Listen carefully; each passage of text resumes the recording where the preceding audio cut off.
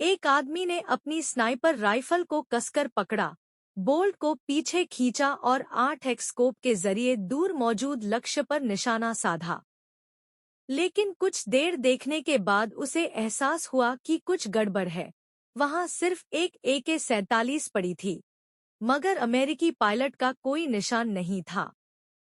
संदेह बढ़ते ही उसने सावधानी से अपनी स्नाइपर उठाई और धीरे धीरे आगे बढ़ने लगा।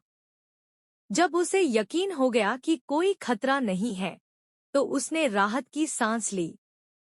लेकिन ठीक उसी वक्त पायलट अचानक उसके पीछे पड़े खून के ढेर से कूदकर निकला और बिना देर किए अपनी बंदूक का पूरा मैगजीन उस पर खाली कर दिया। कई गोलियां लगने के बावजूद आदमी ने अपनी आखिरी ताकत जुटाकर जवाबी फायर किया, जिससे पायलट के कंधे पर चोट लगी।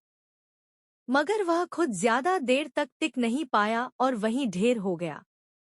पायलट को अभी सांस लेने का मौका भी नहीं मिला था कि अचानक जमीन हिलने लगी। उसने देखा कि दुश्मन एक बख्तरबंद गाड़ी लेकर आ रहे थे। वह मुश्किल से मौत के मुंह से बचा था और अब एक और बड़े खतरे में फंस गया। दुश्मन उसके पीछे पड़े थे, मगर इस कहानी की शुरुआत तो एक दिन पहले हुई थी। एक दिन पहले पायलट स्ट्रॉन्ग भाई और उसकी टीम को एक मिशन पर भेजा गया था।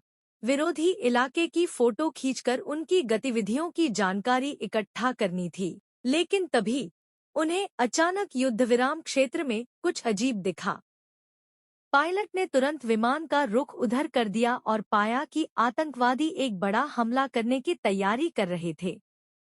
वे तुरंत वहां से निकलने वाले थे, लेकिन इससे पहले कि वे कुछ कर पाते, आतंकवादियों ने एक मिसाइल दाग दी। उनका हॉर्नेट फाइटर जेट एक ही पल में धुएं और आग में तब्दील हो गया। लेकिन सौभाग्य से दोनों ने वक्त रहते इजेक्ट कर लिया।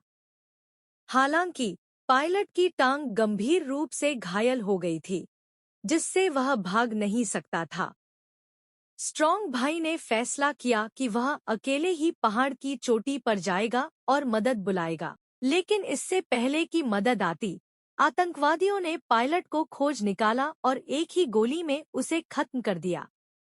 स्ट्रॉन्ग भाई यह सब देख चीख उठा, जिससे दुश्मनों को उसका भी पता चल गया। अब उसके पास एक ही रास्ता था, भागना। चारों तरफ से गोलियां चल रही थी, मगर किसी तरह पहाड़ की चोटी तक पहुंचकर उसने सिग्नल पकड़ा और तुरंत अपने कमांड सेंटर को सूचना दी।